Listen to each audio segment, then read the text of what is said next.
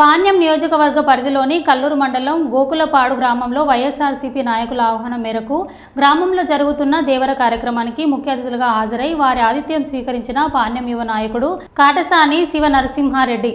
ఈ కార్యక్రమంలో కల్లూరు మండల నాయకులు, వైఎస్ఆర్సీపీ కార్పొరేటర్లు, విద్యార్థి విభాగ నాయకులు, గ్రామ నాయకులు మరియు కార్యకర్తలు తదితరులు పాల్గొన్నారు.